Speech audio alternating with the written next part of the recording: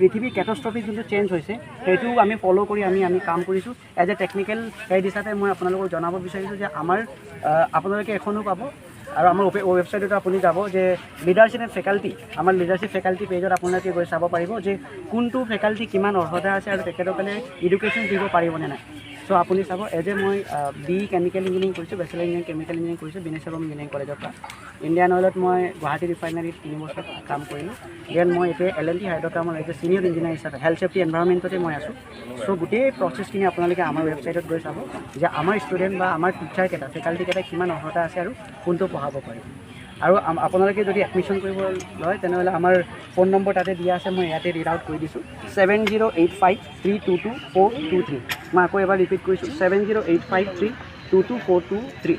এখন নম্বৰ আপোনালোকে যোগাযোগ কৰিব। এখন কলেজ আছে আমাৰ অকাজান চিলাবতা ধেমাজিত আছে।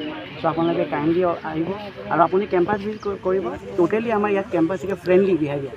আমাৰ টিচাৰ ফেকাল্টি এনেকৈ আমাৰ একো তেনেকৈ গেপিং চিষ্টেম নাই। আমি এটা ফেমিলি, আমি এখন ফেমিলি হিচাপে আমি কাম কৰি আছোঁ। চ' আপোনালোকে আহক, এইটো নহয় যে আপোনালোকে এডমিশ্যন কৰিব আহক, তেনেকৈ নহয়, আপোনালোকে আহক আৰু আপোনালোকে চাওক। আৰু ইম্পৰ্টেঞ্চ আৰু এটা মই কথা ক'ব বিচাৰিছোঁ যে আজিকালি কি হ'ল আমাৰ গাঁৱৰ আমাৰ অঞ্চল বা আমাৰ গাঁওবোৰে কি কৰে, আমাৰ বেংগলৰ বা কেৰেলালৈকে আমালোকে কি কৰে কাম কৰিব যায়, হয়নে নহয়।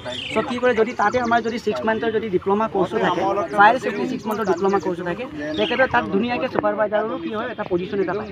চ' আমি বিশ্বাস কৰিছোঁ বা আমি ভাবিছোঁ বা আমি চিন্তা কৰিছোঁ যে আপোনালোকে যদি 6 মান্থ বা 3 মান্থৰ যদি কৰ্চ যদি কোনোবা কৰিব বিচাৰে, যে বেংগলৰ কেৰেলা বা ক'ত বা আমাৰ অসমৰ বাহিৰে যদি জব কৰিব বিচাৰে এজ এ ফায়াৰ টেকনিচিয়ান বা ছুপাৰভাইজাৰ হিচাপে যদি কাম কৰিব বিচাৰে, আপোনালোকে আহক, ইয়াতে আপোনালোকে কৰ্চটো লৈ আপোনালোকে নিজৰ কৰ্মত আপোনালোকে উপস্থিত কৰক বুলি মই আশা কৰে।